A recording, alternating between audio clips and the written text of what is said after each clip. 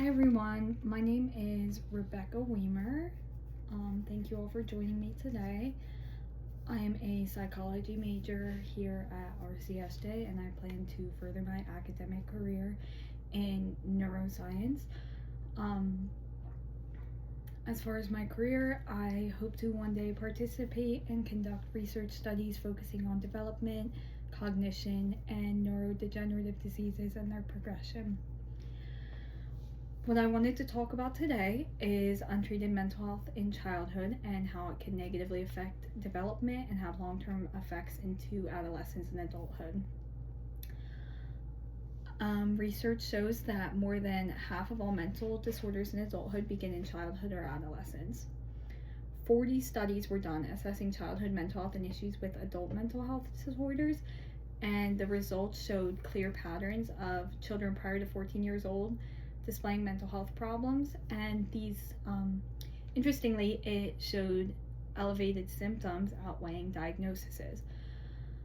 So the elevated symptoms were more strongly associated with adult mental health disorders, whereas children who got diagnosed early and got help early, they were more successful as adults and had better ways to cope. This topic is very personal to me because I myself and many people close to me struggled with untreated mental health disorders in childhood. I've found, based on a lot of my conversations with people around my age, that this unfortunately is a very common theme, and many of the conversations I've had have I've been told that a lot of these people didn't get help until adulthood and struggled a lot in adolescence and early adulthood. So I think it's very important to get intervention and treatment early.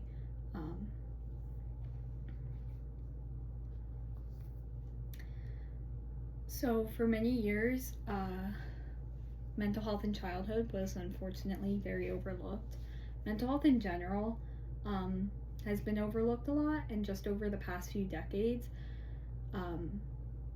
we've gained more understanding and awareness of it, which is definitely good, but unfortunately, children have been extremely overlooked. For a long time, focus was mainly just on clearly identifiable behavioral or neurodevelopmental disorders like autism or ADHD or ADD. But research shows that mental health disorders and stress can disrupt the body's stress response system and change how the brain develops. So researchers are shifting to a primary approach because it shows that the first 3 years of an individual's life are the most critical in development. This primary approach is pretty much a preventative approach, focusing on nurturing good experiences for children and ensuring that they are in a safe environment and they have the support and proper resources to get help if a problem arises. So as far as development, development occurs through neural connections. Chronic stress untreated disrupts these neural connections, especially in early childhood. Children have over 1 million synapses per second.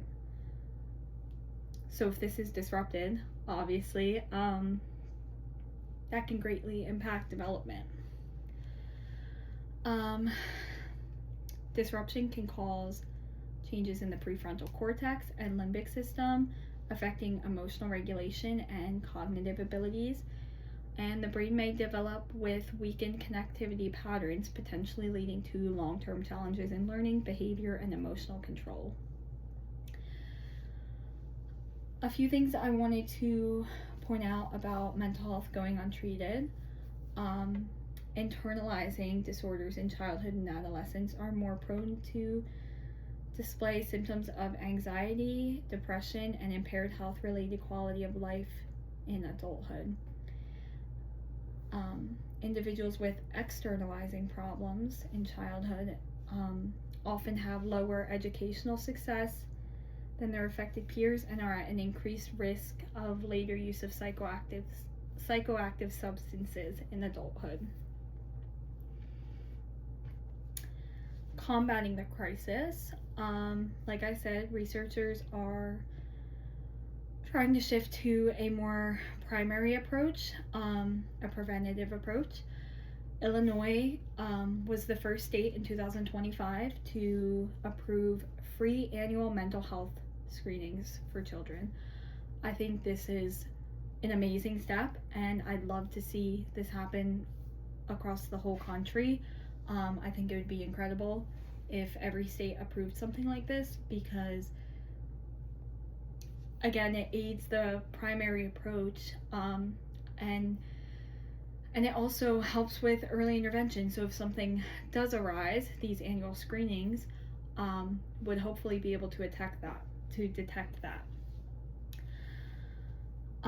Nicole Barnes on Psychology Today points out the importance of prioritizing prevention and early intervention as opposed to waiting for a disorder to arise.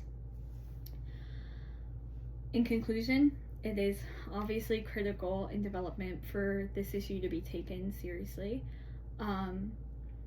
Mental health in children untreated, the outcomes could look like challenges in learning, behavioral issues, and an inability to control emotions. Whereas outcomes with early intervention, it will promote greater educational attainment, improve social functioning, and prevent development of later disorders. So, again, in conclusion, I think it is just very important for us all to bring awareness to this topic. Children deserve help too. Unfortunately, it's so overlooked a lot of times, and a lot of times children also just don't know how to express their emotions or express what they're feeling. So it's important that we drop the stigma, learn to recognize symptoms, and ensure the children in our lives have a safe space and someone to communicate if something does come up.